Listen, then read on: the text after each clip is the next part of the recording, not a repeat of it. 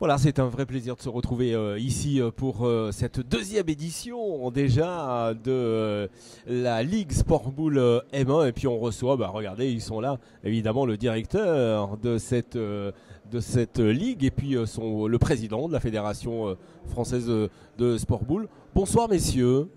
Bonsoir. Philippe, bonsoir. Fabrice. Bonsoir, bonsoir. Président, vous avez vu tout ce monde qu'il y a ici à Feurs, c'est un vrai succès encore cette Ligue Sport Boule M1. En tout cas, c'est un vrai succès populaire déjà, puisque je crois qu'il n'y a plus une place de libre. Les tribunes sont pleines. Oui, c'est une grande satisfaction. Et les parties qui viennent de débuter, je pense que augurent de belles performances. Et je suis pas franchement inquiet sur la qualité du jeu que nous allons pouvoir vivre durant ces 2 jours. Avec, on le sent, hein, cette émulation maintenant, puisque on a déjà des premiers résultats de la première journée. Deuxième journée, ça devient un peu plus sérieux, on a l'impression. Enfin, on le sent avec les joueurs. Hein. Oh, peut-être pas plus sérieux, mais en tout cas, on rentre véritablement dans une compétition à étapes, avec effectivement des groupes qui vont changer et déjà des oppositions qui vont mériter le déplacement. On l'a vu, le succès encore de ces vendredis de la boule rouge. Ça aussi, ça vous tenait à cœur aussi, Président?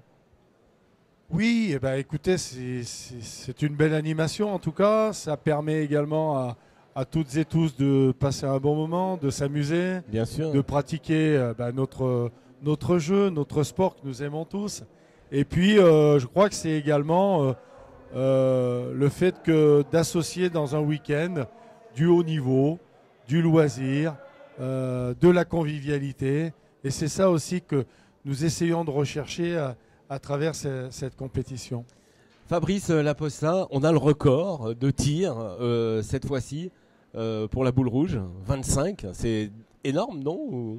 C'est plus qu'énorme, c'est exceptionnel. Kevin Ducreux, il a été juste magique, 25 touches de suite. Le public était à fond derrière lui, ils l'ont tous encouragé, motivé. Et puis voilà, il a démarré 14, 15, 16, ça s'est enchaîné. Et puis aujourd'hui, voilà, il fait péter un score exceptionnel, 25. Bon, il se qualifie pour la super finale, mais c'est une performance digne des grands exploits sportifs. Voilà, c'est Kevin. Et puis Carmelo qui, lui, aussi se qualifie pour au point quand même aussi. Au point, il y a eu plus de 450 passages au point cet après-midi. Pas mal. Du monde, hein, de 15h à 20h, ça n'a pas désempli sur les terrains. Tout le monde s'est essayé, tout le monde a essayé de battre ce score. Et il finit en tête avec 9 boules au point. Et donc on se retrouve avec aujourd'hui, après ces 2 étapes, 2 qualifiés au point et 2 qualifiés au tir. Donc c'est bien parti avec de belles perfs. Et puis surtout, on le disait, un engouement magique, bien sûr. Ouais. Avec aussi à l'animation Marc-Alexandre qui fait beaucoup aussi pour cette boule rouge. Ah ouais, il l'anime, il met en valeur les joueurs, tout le monde. Et c'est ce qu'il faut pour cette épreuve. Alors Fabrice, on revient juste sur, il y a eu des petits changements, hein, on le voit, hein, d'ailleurs je vous l'envoie, il y a des petits changements sur les horaires, on peut en parler rapidement? Oui, rapidement, on a réglé quelques boutons par rapport à la première étape, donc on aura cette première partie qui a débuté, au lieu qu'elle débute à 21h, elle a démarré avec 15 minutes d'avance, à 20h45, pour permettre aux joueurs de terminer plus tôt. La deuxième partie demain matin à 8h, à 10h45 on aura la troisième partie du groupe 1 et 2, à 14h, la première demi-finale télé, plus la partie des groupes 3 et des groupes 4. À 17h, la deuxième demi. Et enfin, à 21h, la grande finale télévisée. On a vu qu'avec les cadreurs, avec les joueurs et l'enchaînement des parties, des arbitres, il fallait qu'on gagne un petit peu de temps, voilà, pour respecter le timing. Alors on l'a vu dans l'émission 100% Ligue M1, il y a eu ce tirage au sort. Président, un petit mot sur ce tirage au sort? Que dire? Alors déjà, il y a on va dire, enfin ça c'est mon analyse, hein, elle vaut ce qu'elle vaut. Il y a quand même le groupe de la mort. Alors le groupe de la mort, c'est le groupe 4, de mon point de vue, avec 2 équipes qui ont disputé, une qui a gagné donc la première étape, qui est championne de France en titre, c'est l'équipe Condro d'Annecy, mais il y a également l'équipe Chalamel qu'on ne présente plus, qui a disputé la finale. Il y a une autre équipe qui également est pas très loin des podiums, c'est l'équipe d'Idona. Et puis l'équipe Gondran qui qui est toujours là pour empêcher un petit peu les gens de tourner en rond. Donc c'est vraiment un groupe très très équilibré et qui va nous réserver certainement de belles compétitions. Après, il y a un autre groupe qui est assez intéressant finalement. C'est le groupe 1 pour moi, avec l'équipe locale de la Loire, l'équipe Myoto, qui donc a eu des débuts difficiles à Ballaruc, il faut quand même le reconnaître. Mais il faut les encourager et puis surtout qu'ils ne se démobilisent pas. Et là, ils sont peut-être, je dis bien peut-être, dans un groupe accessible, sans enlever, je dirais, la valeur des autres formations. C'est un groupe assez équilibré avec une équipe Le Vieux qui a créé une belle surprise lors de la première étape et qui, normalement, d'après ce que je peux en penser, devrait s'en sortir. Voilà. Et puis, le groupe 2 et 3, on va dire des groupes plus, comment dirais-je, plus équilibrés, où là, Landreau voudra se refaire une santé, Fort voudra confirmer, Goffi doit se rattraper, et Bresciano également a une carte à jouer parce que il faut reconnaître qu'à la première étape, ils ont raté le coche. Fabrice, un petit mot sur ce tirage au sort. Oui, on en avait parlé dans l'émission, des super chocs. Moi, ce que j'ai envie de retenir dans ce tirage au sort, c'est la ferveur du public derrière nous. Je les entends applaudir et en fait, ils soutiennent à fond l'équipe locale, l'équipe de Bellegarde-en-Forêt amenée par les hommes de Myoto. Et je pense qu'ils sont en train de tout donner pour essayer de marquer leur premier point sur ce classement. Allez, justement, on parle du classement. Fabrice, à la première place, on a donc l'équipe d'Annecy. Ça va batailler encore. Hein.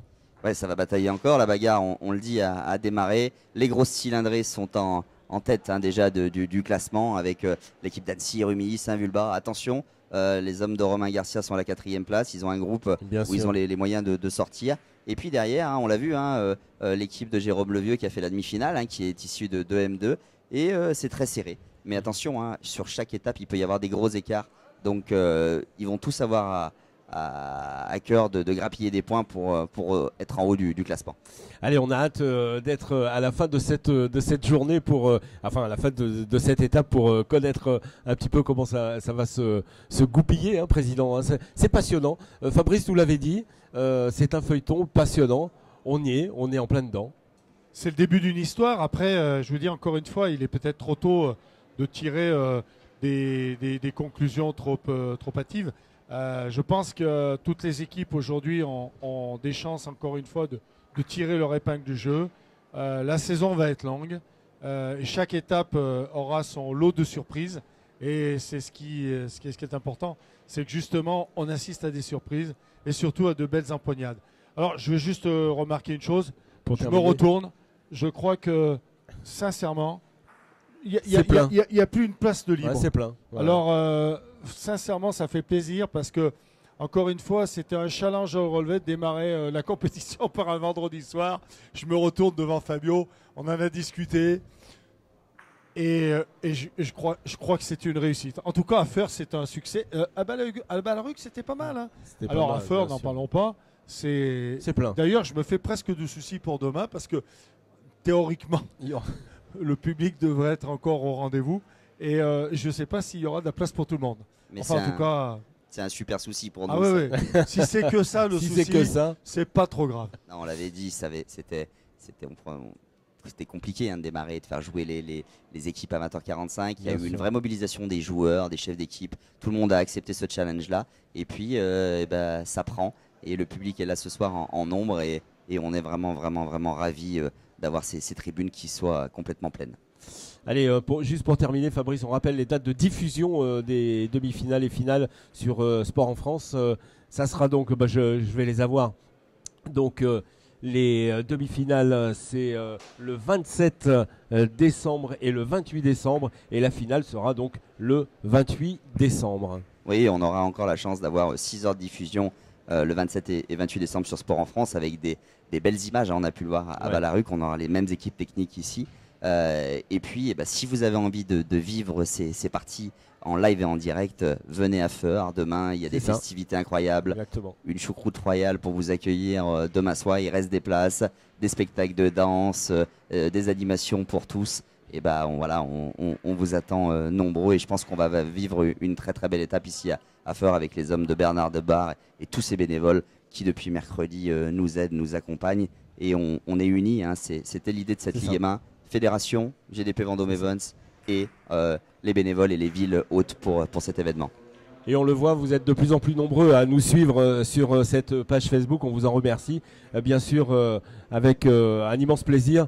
Bernard, le président, nous a préparé une petite surprise. Donc elle sera filmée, cette petite surprise. Mais si vous êtes du côté de Feur, venez nous voir parce que ça va vraiment donner dans les tribunes. Ouais, et puis une dernière chose, on en a parlé dans l'émission. On travaille avec la Fédération française et le président pour vous offrir également une diffusion permanente là-dessus. On va essayer de trouver des solutions. Hein, on le rappelle, l'idée c'était la médiatisation par la télé et de refaire venir du monde dans le Boulodrome. 2 choses sur 3 sont faites. On va essayer de vous offrir une diffusion pour vous faire vivre ceux qui sont un petit peu de loin. Mais on démarre et on essaye de régler les boutons pour que ça fasse de belles images pour tous. Allez, on va régler les boutons. En tout cas, vous êtes bien réglés sur cette page Facebook Ligue Sport Boule M1. Et on vous donne rendez-vous dans quelques temps avec d'autres invités ici sur ce plateau. Merci, messieurs, c'est un réel plaisir de vous avoir sur ce plateau. Merci.